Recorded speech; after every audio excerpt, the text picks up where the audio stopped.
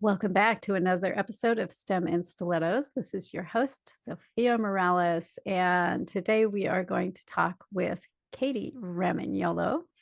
Uh, and we're going to look at questions like, what do you do when you feel like you just can't raise the funding that you need to get your business off the ground the way you want to get it off the ground? So before we swing into that, I'd like to invite you to get to know your own self a little bit better. um, I created a leadership pitfall quiz.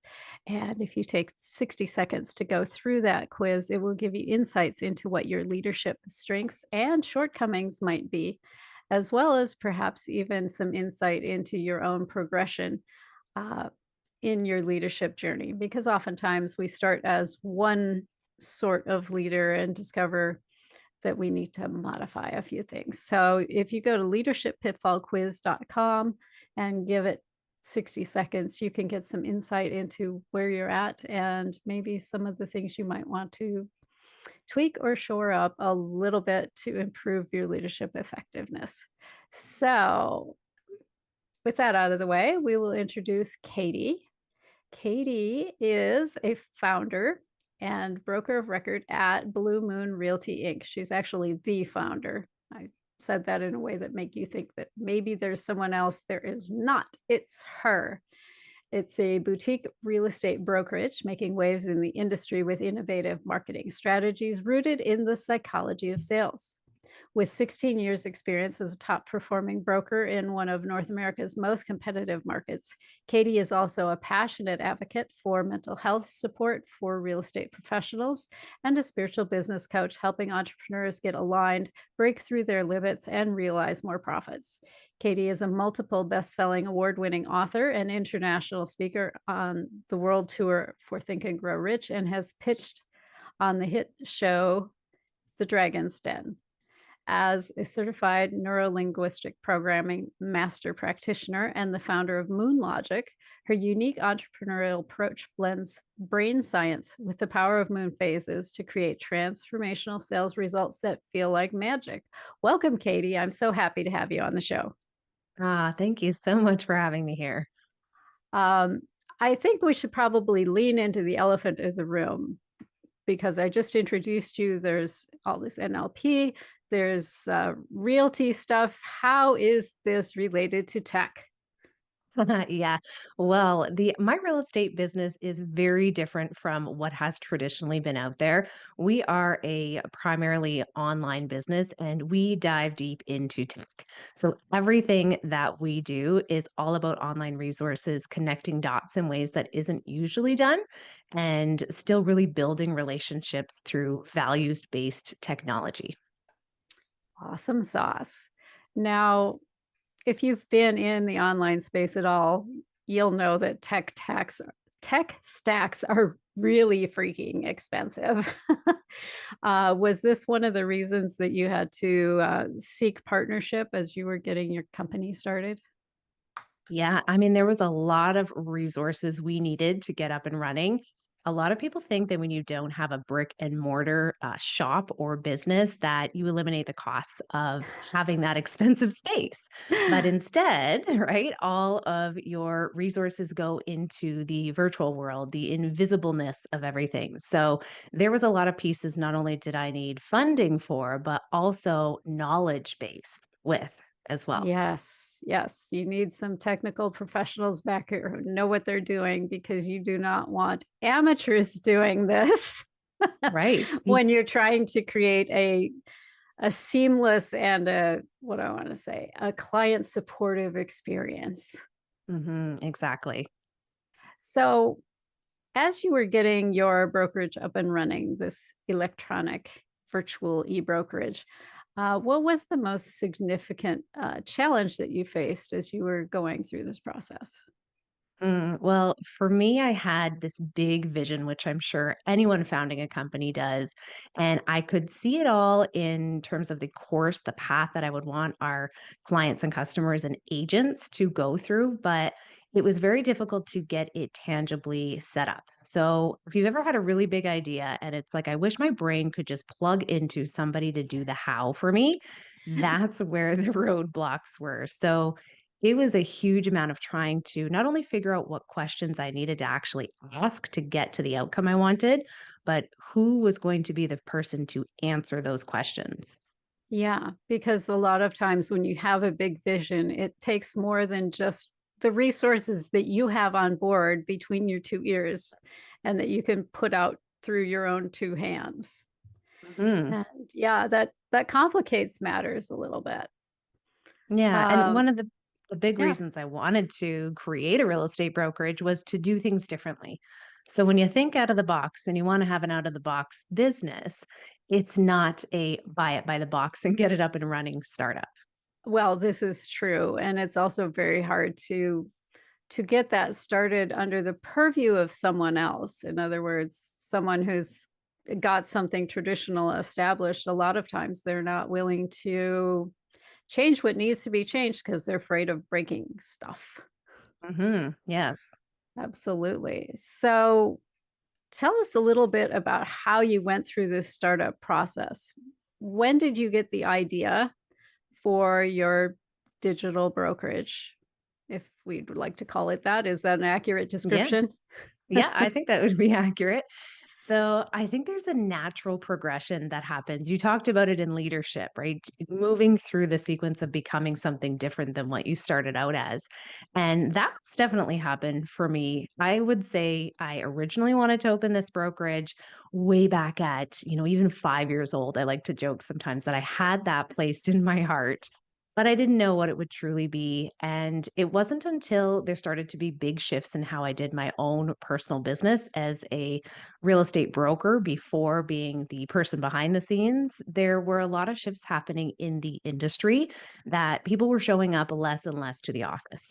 So it was about having the vision and how I wanted to serve people, but also trying to future pace what challenges were going to be coming down the pipeline in the industry. So about 3 years ago, I really had it in my heart quite deep that now is the timing and it's got to be online. Interesting. Now, what did you see coming, I guess? What were those shifts that you saw coming? What was the future pacing in the world according to Kady?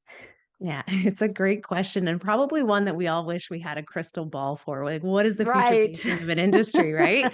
Oh my goodness. Well, from my perspective, what was happening, and I'm very connected and involved into what we call organized real estate, so our association levels, our board levels. And what has been happening is this divide of people really wanting to have space in their lives for their own lives, right? Oh As my a gosh, what a mind. What? Can you believe it? Yeah. Oh, But it has been mind-blowing. It's funny because we joke about it as such common sense, but it hasn't been common sense for the entrepreneur to oh, have no. balance, No, right? balance is like one of these future things that you hope you achieve down the road after this huge, incredible push of putting your thing together and giving it life Yeah, is what I want to say. Not over, but established, right? It's like when your exactly. kids go off to school or leave the house. It's that sort of a goal. Exactly. And as we saw the changes happening in the world to work at home with a lot of different sectors, what happened was people started to realize that they get a lot of time back in not having to drive to certain places and also the comfort zone that you have sometimes in just having your own personal space to work in. This is Yes. where, right? I think that NLP side of me, the neuro linguistic programming coach, that knows that we all operate so very differently. We process differently from our mindset, and that requires us to also have different spaces to feel comfortable in. So, Yes. a big forecasting thing that I saw coming a couple of years ago was the fact that although real estate agents are working with different people continually, and we're doing paperwork, we're doing desk work some of the time, we are more so in people's homes. Right? And Yes. nobody talks about the fact that none of the actual business, if you are selling, if you're a top producing agent, none of that is happening in In the an office, office. right? Exactly.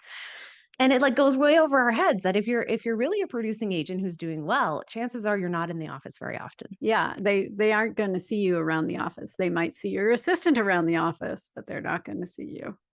Right. And so the challenge then becomes, how do I have the tools and resources that I need as somebody operating at a certain capacity, not in a physical space? Mm. And how did you start to answer that question? I did this beautiful thing that I call mapping across. And it's where you take a unique ability or a skill set or an experience that you have in a particular area of life and you map it across to another area where it wouldn't typically be found to the untrained eye. Hmm. And Give yeah, us and an so example of that. so this is where passion melds with all of the logic. And Okay. as a spiritual business coach, I had this natural knack for just being able to pull apart someone's business from the outside and really look at the details that they weren't seeing. Mm. And none of that work was ever done in an office. And most of that work was done with an online, I want to call it a safe space. Right? Okay. Much of what you're doing now is creating space, safe space for people to learn and to grow and have conversations, right? Exactly. And so it's like that in the coaching world where I got really good at understanding what did somebody need in order to grow, in order to figure out how to do more sales. And I had created an online portal that was what I called a magic school where you could Oh, learn and have all the tools and the nice. resources as an entrepreneur that you might need. It gave just everything that you could think of. And so when I started the real estate brokerage, I literally said, I don't need to break the mold on what I'm currently doing and do it in some other different way. I just need to map it from here, where I'm doing it in a different industry, into where it's never been done before. All right. So I Which duplicated sounds really simple in theory. on its face, in theory. But I imagine there's a fair number of moving parts there. Yes. Yeah, And I'm still discovering moving parts that tweak often. indeed. So, at what point in your thinking and planning and plotting process did you go, you know what, I need an investor or two? Mhm. And, the dreamer in me, oddly enough, initially thought I wouldn't. I thought I would be able to continue to move my own capital as I was, let's call it hustling as a real estate agent as well. But I started to realize very early on that in order to operate from that leadership position, from that founder position, I had to take a big step back from the sales role, from being the Yeah. operator inside the company to outside of the company and seeing what my baby needed as a resource, right, to grow. Mm. Was there like a defining moment when this kind of smacked you between the eyes? Yeah, honestly, it was when I realized that the whole premise for why I started this, having balance, having a safe space, I was coming against serious resistance to my own advice. Right. So I Ah, was finding myself pushing against that. I know it to be true that you can live in that form, and instead really just burning out, essentially trying to do it all. yeah, in that kind of forcing paradigm, it's like, I'm just going to work harder and eventually I'll get over that hump, right? Yeah. It got worse instead of It, better. it does, as it tends to do. Yeah. So, once you had that realization, what were some of the steps you went through to get ready to make that ask to a person who has money? hmm I had honestly some conversations with people that had no idea what I really wanted. And it was so I could get some advice on how was I sounding if I was going to give a pitch to Mhm. somebody outside of my company, to somebody who wasn't a family member or that believes in me very deeply. How was I going to sound? Was it going to make sense? And Mm. after doing that, I started to realize there were some holes in how I might be perceived for somebody strictly looking to invest. Oh, okay. And how did you choose these people? Honestly, it was very intuitively driven. I would start up a conversation with somebody that I just felt drawn to on the street or in a coffee shop sometimes. A lot of times it was social media based, somebody that might have followed me and, understood me from a different perspective. Well, what do you think if I did this instead? And just people I was really drawn to. Excellent. Excellent. And you mentioned you stayed away from people who were likely to go, "Oh, you're the best. We know you're the best. It's perfect." Yeah, because as much as it's great to have that support, when you really need feedback, people gotta give it to you straight. Yeah. And strangers will do that because they got no dog in the fight. Exactly. Absolutely.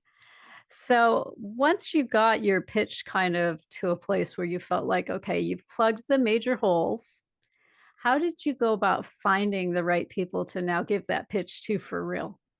Yeah, I had to get really creative because there wasn't a mainstream resource available to me. And I first started by asking a bunch of people, right? Like, what have you done or what have you researched or what didn't work out for you? Because I was a big believer in there was something missing that I just hadn't connected with. And if it wasn't right for one person, it might have been right for me. And so I eventually found somebody that mentioned a particular program that was really buried deep within some organization that I probably likely wouldn't have been turned on to at any other point had I not heard about it through the grapevine. Wow. And initially, when approaching them, the very first thing that I was told is we do not lend money to that type of business. Of course, Yeah. yes. And that's one of the initial screening hurdles you have to get over when you're looking for money is finding investors who are interested in the area you're in. Yeah. How did you overcome that?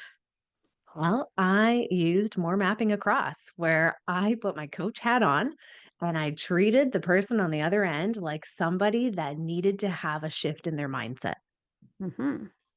because it was Now all about their perspective. now how do you know you're making the mind shift on the right person, or is this gonna be a series of mind shifts?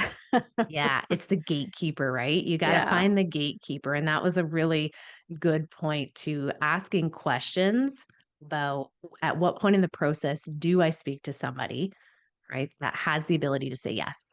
Mm, And you get to the right person. yeah. And sometimes it takes a little bit of asking. How much asking did it take to get to that right person? A good couple of weeks. Okay. Yeah. Very good. So persistence is important here. And Yes, one thing I will notice is you did not take the initial no. that's right. And I think that's an important thing as women to kind of internalize is that no, outside of the Me Too movement, does not always mean no.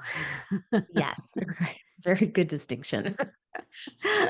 there there are places in the world, and business is one of these places where persistence and asking different people in different ways and asking why after they say no um, is are really important skills to have in order to achieve that success.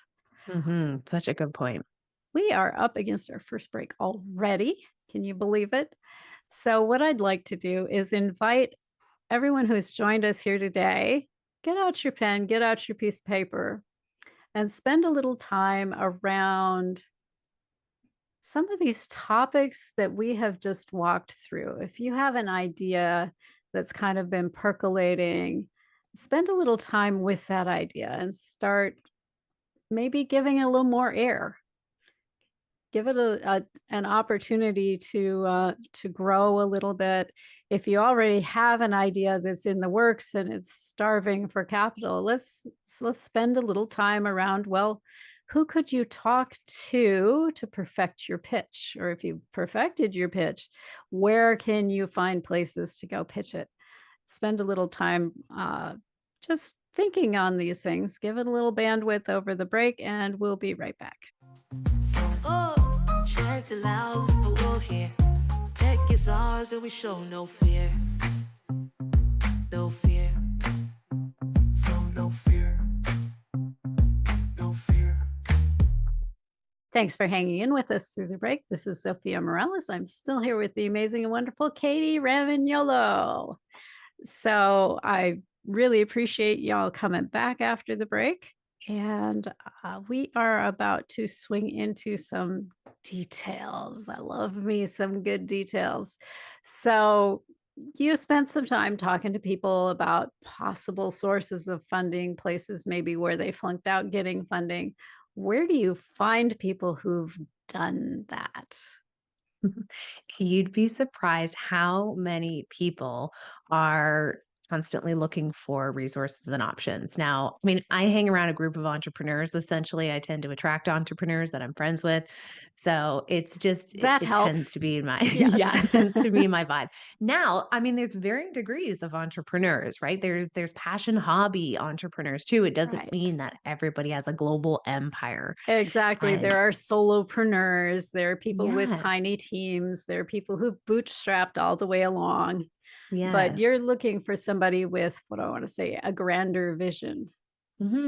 Yeah. And so I ended up having a conversation with my husband when I was coming against not finding exactly what I was looking for. You know, we don't do this with this type of people.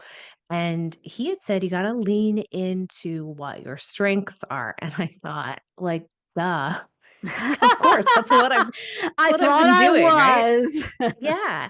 And what he actually meant, and this is the interesting thing again about the brains and processing and just perspective, is you need to look at how other people perceive you and what is the strength that they are going to perceive you having. Why Oh. would they want to give you money? And why would that organization care about giving someone like you money? And that's what really actually shifted things for me because, So let's talk about that. What did you okay, think your strengths were before that thought well, arrived? I mean, I was thinking like the logical things that, I've got really good work ethic. I'm somebody that has a track record as a top producer. I was doing the dollars and cents to it where, this is what I produce as an individual. This is what the forecasting is going to be. And treating it more like you would, I guess, a bank loan or what I was used to in helping clients with financing in the real estate Mhm. world. And that was just what I knew to be true. Okay. And And what yeah. did you discover after this thought arrived and kind of shook up your world? Yeah, it was actually way more simple than I could have even comprehended. And it was that I was actually one of the youngest to open this type of business. So Oh, in my industry, it's fairly normal for someone to maybe work as a top producer for a certain number of years and then, move up an evolution of, okay, I want to have a team and then maybe I want to open my own actual brokerage. yeah. But what usually happens is that is much later on in life because real estate tends to be a career that is a second or third career for a lot of people. Okay, sure. Yeah. I Yeah. can see that. And a lot of the realtors that I have known and worked with, that was in fact the case. They were late in their 40s when they decided, you know what, I'm doing something totally different. Real estate is it. Yeah, right? Yeah. So, me with 16 years behind me and most of my career at a certain top percentage in the industry in my 30s was different. Yeah. Very much so. How did you leverage that to get past these gatekeepers who are like, well, we don't do like real estate brokerage stuff?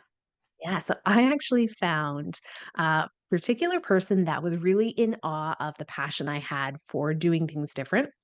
And they then directed me on to another person that was really interested in giving funding to a certain age bracket. Oh, Yes. So it was the combination of my passion that excited the other person to be able to connect me. And then also that there was a perfect program for the type of individual I was as a person, not as a business. yes.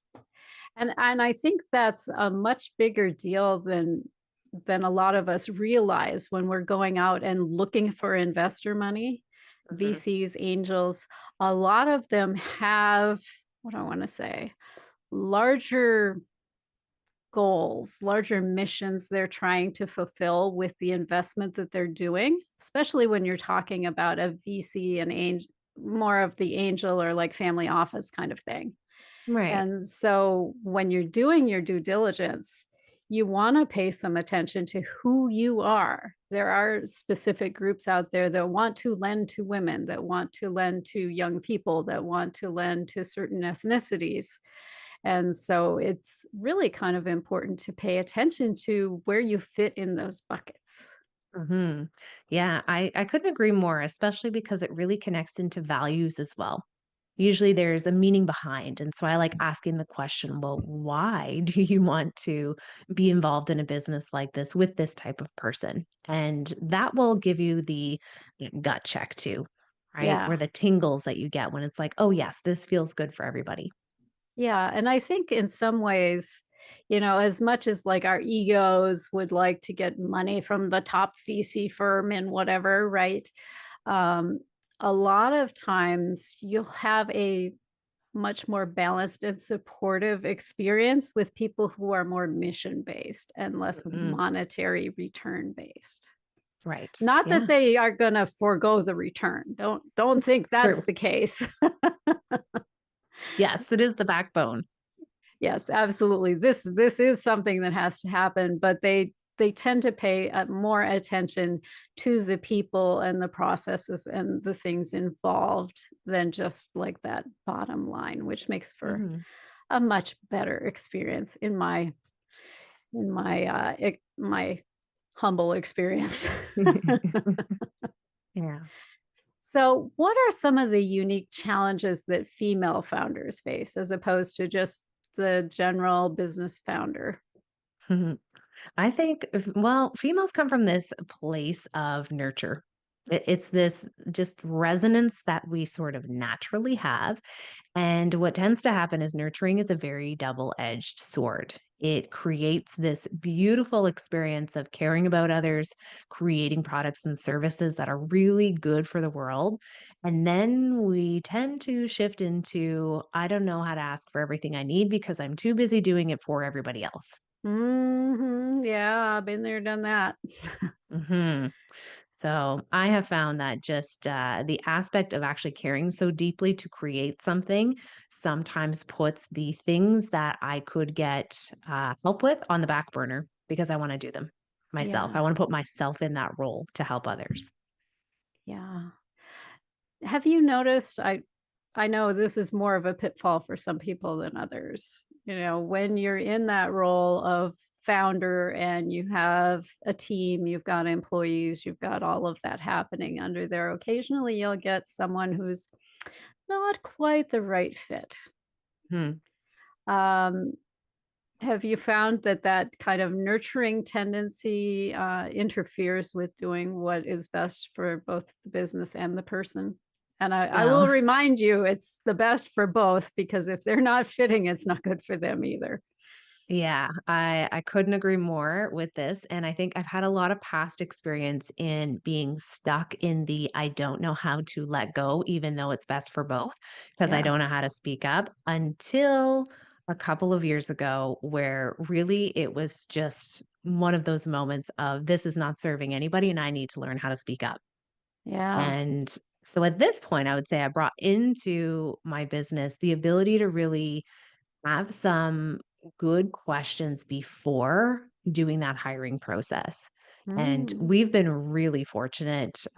We're 2 years in business now, where I've had some instances where I have most definitely said to people, "You are not a right fit for us," and had the upfront conversation rather than taking them on and needing to have that parting way conversation later. Yeah. It's easier that way than the other. Um, Fill me in a little bit on what some of these early screening questions are that are important for you to get the right fit. I know for myself, one of the things that I do as part of my it's not even the interview process. It's way before that. It's in the application. There are tests built into the application. Yeah. And if you fail those tests, you don't even get to the, interview stage. So Yeah. tell us a little bit about how you seek out that right fit. Well, one of the first things is I am always coming from the perspective of speaking to the person I want to draw in. So immediately, I do a lot of online presence. There's just obviously as a more of an online tech company, and I find that by first presenting what it is that I'm operating by. In that sense, most of the time that immediately disregards people who want to not be involved with that. So, for example, video. Video is Mhm. something that I'm hugely passionate about, works really well in real estate, but Yes. somebody may not be comfortable doing that. And if they're not comfortable doing that, they're probably not a really good fit for the culture that we have because we love to throw ourselves on video. And it's a Right. very much a And team it's an effort. important part of the marketing process for Yeah, your right. style. Yes. Yeah, and just being comfortable around other people, creating that safe space to allow people to feel like they can jump on video is a big passion of mine too, but you got to develop that trust. So, how I gauge whether or not someone is open to growing or building that trust bond with me is something very simple. And everyone who's listening, who maybe has an opportunity to do with this with me, is now going to be like, oh, I know exactly what she's doing if this happens. That's And not entirely a bad thing. yeah, right. And I'm going to encourage you to lean in and say, yes, if this ever happens to you with somebody else, because all it is instead of, so it's responding and communicating. I get an Mhm. email request, a text, or a voicemail, somebody requesting to talk to me about potentially joining the brokerage, then I will do voice notes. So Aha. send them a voice note, and that could be through whatever platform that they use if I don't have a direct phone number, or just through my phone, and ask them to, hey, just send me a quick voice note back and ask them a question about them, like a personal question, not deeply personal, but something that gets to know them. The people who do not respond with a voice note and who will either pick up the phone or send me an email or send me a text back, there's a lot that I can tell about that already. Mm. Tell us a little bit about your insights on that. I have So one insight on that, which is okay. they don't follow directions. Well, that is definitely a big one, right? And especially because sometimes you may get a direction that pushes you out of your comfort zone. Right. Right? There's sometimes we have to do things that it might cause pause. And it's the person that is number one, ready and able to, yes, listen to directions, but also two, likely move a little bit out of their comfort zone with somebody initially to answer something that isn't work related, right? It Mm. builds that character. And in those moments, my motto has always been in life to grow, do the thing that scares you most. If I'm worried to Yes, do that, I need to jump in and do it. It's for my own soul growth. exactly. And Well, and that big, hairy, audacious goal that you set for yourself, all of the getting there tends to be behind a door marked fear. yeah, And right, so if you keep avoiding that door marked fear, it's going to be a long time if you ever reach that big, hairy, audacious goal. right. And sales is a big, hairy, audacious goal for people, Oh, right? When heck you get yeah. into sales as a job, it will pull out all of the professional and personal development required in you the moment you say yes to a sales job. Yes, it is the world's number one. If you want to accelerate your professional growth, go into sales. Yeah, right. Absolutely. So I don't need all, amazing selling, top producing, ego driven, all the stuff on a resume. I want people that are willing to grow on a soul level. Yeah. And that requires listening to directions and going out of your comfort zone. Absolutely. I like that. That's really good. And it's really salient to the work that you're doing. It's not like some kind of a random test to make sure that they can follow directions. It's deeper than just that. Mhm. Right. I like that. So, as a business owner, as a founder, right? There are kind of two general schools of business founding. There are the deeply technical, I've done all the things, I've sat in all the seats kind of people. And then there are the people who are like, well, I'm just going to hire a bunch of who's to take care of the house. But I don't need to know how the sausage is made. What is your take on that? I have sat in all the seats for better or for worse. And why do you feel it's important to have that level of understanding as a founder? Well, I learned very early on when I started hiring people to do some of the things that I didn't have a knowledge base on, that if I didn't learn the details of what they were doing, then it would cause me some serious limitations.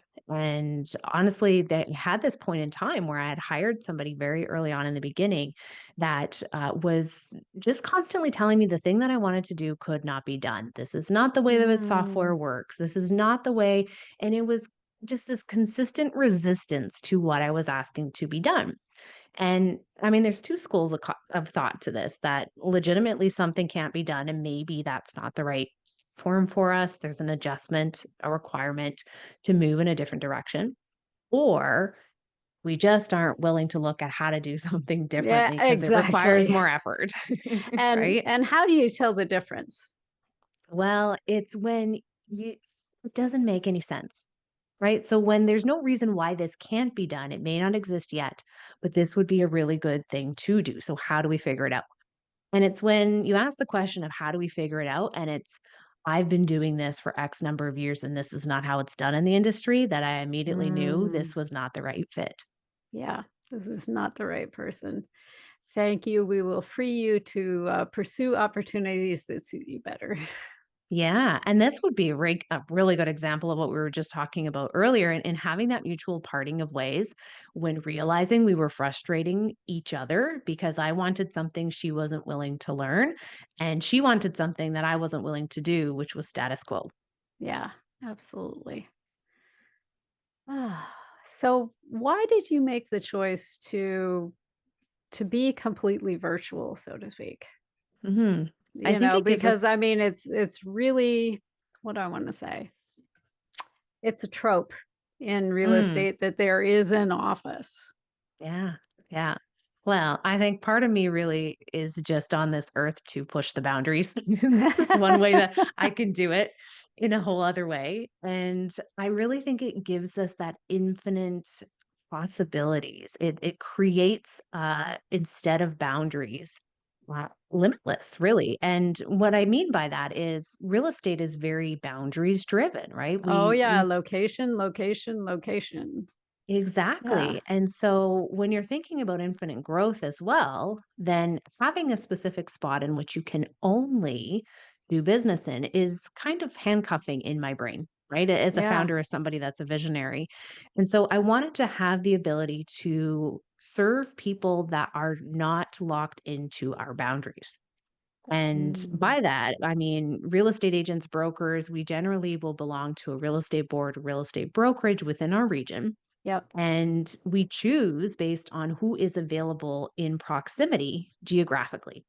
Right. Now, what if you don't align to the vision and the values of a company that's geographic to you? Yeah, exactly. And that can be a real quandary. The other thing that I've noticed, and God, I was listening to a diary of the CEO the other day, and I forget who the guest was that's on there, but he's a very successful serial entrepreneur. Mhm, And one of the things that he noticed, because he thinks about the bigger picture stuff, is that the trend is to be no longer geographically limited. And if you're geographically limited, you are not on trend right now. And mm, to the point that it's probably going to be a problem for world governments right. who really are on that whole geographic limitation thing. But I want to dig into this more, but we are already up on our second break. So we'll dig into that some more when we come back and how you can move into that unlimited kind of space around your business because there's really literally a paradigm shift happening. So spend some time over the break thinking about in what ways have you been limited by physical location and how could you start breaking some of those chains so that you can work with the trend of what's going on now instead of trying to fight against the tide that's going in the opposite direction. And if you've already had that thought, you can always go out to leadershippitfallquiz.com and find out your leadership style and the pitfall you may want to be addressing. And hang with us. We'll be right back from the break. Oh, shout it loud, but we'll hear. Tech is ours and we show no fear. No fear. Oh, no Welcome back from the break. This is your host, Zofia Morales. I am still here with Kady Ramignolo. And over the break, we did two things. The first thing is Kady finished the Leadership Pitfall quiz. And the second thing is I spent a little moment on Google going through past episodes of Diary of a CEO. And the gentleman whose name I couldn't remember is Daniel Priestley. And I've got to say, that's definitely an episode worth spending some time on if you've been thinking about like the direction of things and overall business trends and that sort of thing, because it's always better to swim with the tide than against the tide. So don't go there yet, though, because we have a lot more to discuss here. You can do that afterwards. So when I created this leadership pitfall quiz, I basically discovered there are kind of 4 foundational leadership types. And one of the things I've noticed as people have been taking it is I will get comments like, well, I got this, but I kind of feel like I was this other thing. And so I'm going to put out there all 4 types. And you can tell me if you ever resonated with one of the other ones before you resonated with the one that you got. How does that sound? Very cool. Okay. All right. So my 4 types. The first one is the golden retriever. And I think this is a pretty common one for women. It tends to be the people pleaser sort of leader. If everybody is happy, they're going to be productive, and we're all going to go down the road together. But the challenge with the golden retriever, if you've spent any time people pleasing, you're probably already aware of some of the drawbacks there, which is there's not a lot left for you because you spent all that time feeding into other people's cups and making sure that they're happy and have everything they need, but you haven't been asking for what you need a lot of times. That's one of the big drawbacks of the golden retriever. Another drawback of the golden retriever is sometimes you lose track of what's really important goal-wise for you because you're trying to please, for example, a boss or a client or someone like that, and they hijack your own personal vision, your own personal goal. So that's the golden retriever. And the second type is what I call the octopus. And this is the person that needs to have their fingers in everything. And some of it, I think, is a lack of trust. Sometimes it's just a level of what I want to say, perfectionism that we're trying to hit, that we feel like we have to be involved in order for the quality to be what we need it to be. And so this tends to lead to things like micromanaging, which can sometimes lead to resentment in the team and a whole lot of burnout because, again, you're not just doing your job, you're trying to do your entire team's jobs in the end. And so that's the octopus. And then there is the lone wolf. And I have to say, I was very lone wolf for a long time. I'm like, don't give me a team. I don't want to deal with anyone. Don't make me work with anybody. And that's one of the main characteristics of the lone wolf is like, yeah, no, just leave me in the corner. Let me do my thing. And I don't want to try and persuade anybody to go where I'm going. I don't want to deal with pack dynamics. And the drawback with that is business is not a solo sport. It's a team sport. And if you're a lone wolf, you will not make it very far if you have lofty ambitions. You may be fine as like a solopreneur, but there's definitely going to be a limit to the number of people you can impact because of that particular disposition. And then the fourth type is what I call the renegade rhino. And this is someone who's got that vision very clear in their mind, and they're very single-minded on that vision. And it's like, get on the bus or get off, but this bus is pulling out. And some of the drawbacks with the renegade rhino is a lot of times, if you're naturally a rhino, if this wasn't something you evolved into, there tends to be a lack of good communication around that beyond the you're on the bus or you're off the bus. And so oftentimes with renegade rhinos who didn't start as another type, one of the things we need to work with is that communication where you get buy-in so that people are like, yeah, okay, I think I want to be on that bus. Right. So those are the four types. And so which one kind of do you remember earlier in your life maybe resonating with you, or have you always been a rhino? Oh goodness, I was most definitely not born a rhino. And I appreciate the evolution through the different stages. And I'm so grateful now looking back that I did have my retriever years for a very long time. And I sat in that seat and grew as a person until it was very constricting. Yeah. And I love these analogies because I can clearly see the points in time, the stages in my personal life and in my career where I sat in all of those seats and what I gained from them and what was so incredibly challenging from each phase as well. Yeah. What did you find was the most challenging from your golden retriever years? And then what did you evolve into after that? Yeah, just really being able to say what I wanted, I Mm, think I held myself back for so many years because I thought I needed to help other people do what they were doing. I was really good at being the support person instead of mm. driving the bus. Yes, Yeah. absolutely. So what did you evolve into after the retriever? Definitely the person who did everything by herself, right? Ah, we went lone wolf after that. Yes. Absolutely, where it was like a rejection of, systems, and systems to me meant, like, people and process of how things are done. You pass off one duty to the next and, very conveyor belt mentality in my mind that I rejected and therefore had to do everything myself and, really resonate with the whole micromanaging, and luckily, I didn't necessarily have a team that I was micromanaging, but I didn't allow myself to get to have that resentment because I couldn't even hire anybody. So, what's the benefit of that? Very good. And so what shifted for you? What clicked you into Renegade Rhino gear? Enough life experience and, failures, which, I wanna say in the quotation marks, in the sense of not getting what I wanted.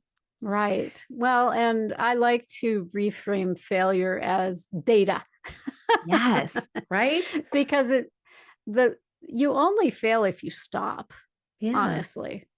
yeah, That's the only way in which you fail. Yeah, maybe you yeah, get data that wasn't what you were expecting, yeah. but it's not failure. Yeah.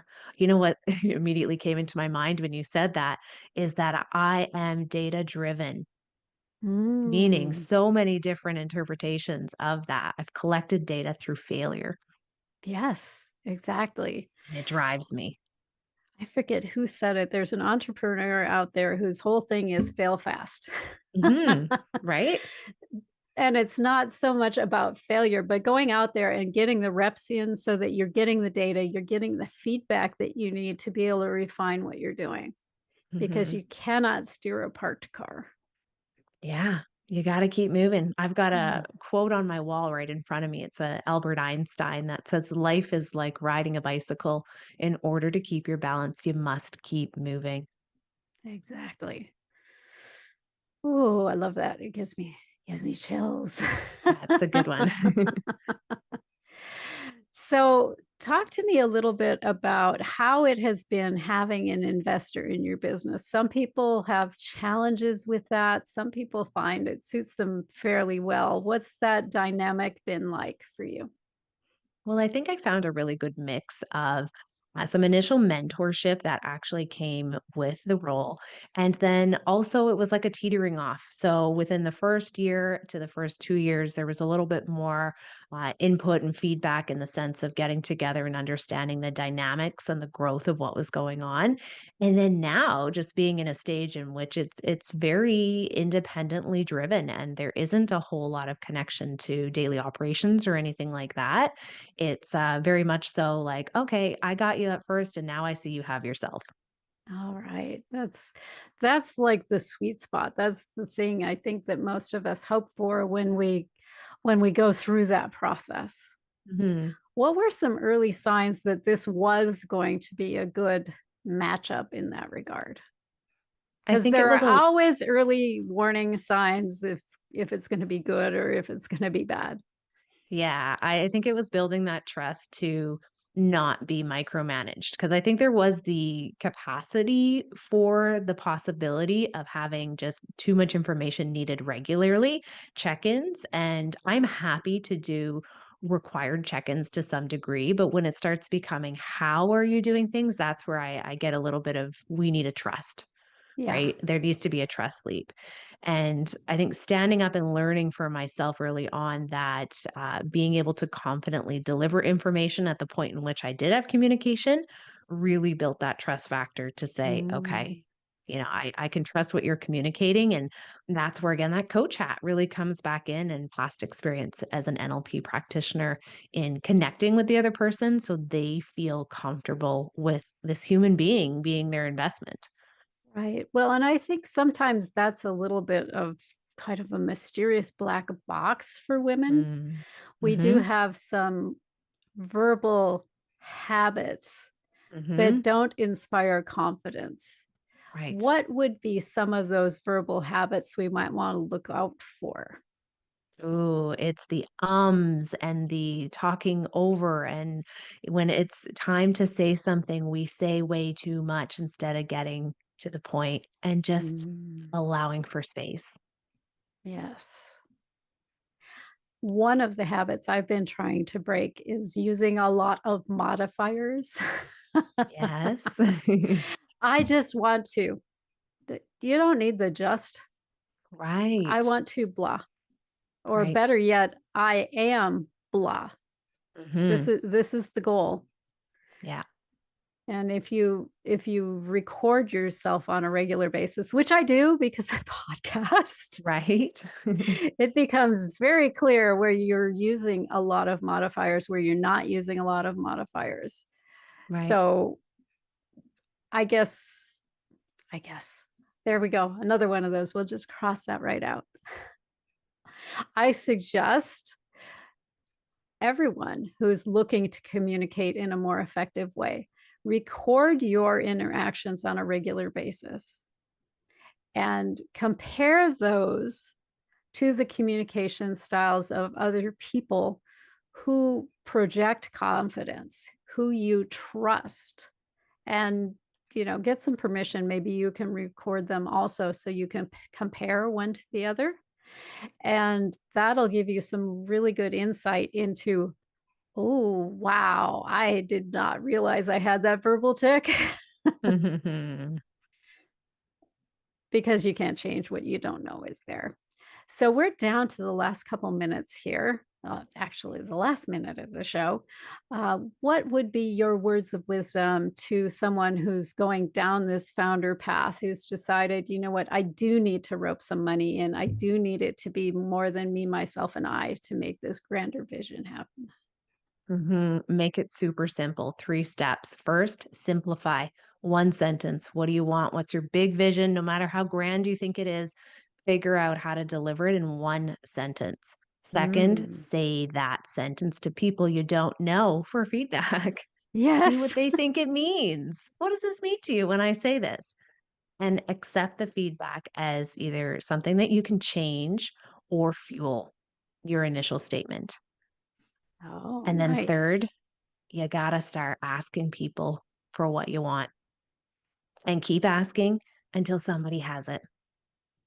I love the third one especially. I mean, the first two, killer, absolutely do that, but the third one, so often as women, we will hold back and Mhm. feel like we don't want to impose, blah, blah, blah, blah. Somebody should just realize I'm a wallflower and invite me to the Yeah. dance. But that's not how life works. And the truth of the matter is, every time you don't ask, you're telling your own self no. Mhm. So ask. Yeah. Asking costs nothing. And if they say no, they say no. And no isn't always no. find out why. Exactly. It could also give you everything. Absolutely. And that's what's on the line, everything that you want. It's been such a pleasure having you here with me today, Kady. I really appreciate you joining us. Thank you. What a beautiful conversation. Ah, I've enjoyed it so much. And I really enjoy all of you who join us for these conversations. It really fuels my mission to be able to bring some vision and some motivation to women everywhere who are looking to do that bigger, better thing for themselves, for their family, for their kids. And I just can't tell you how much I appreciate you taking time out of your busy life to come in and join us for this. And so every week I try to put together something better.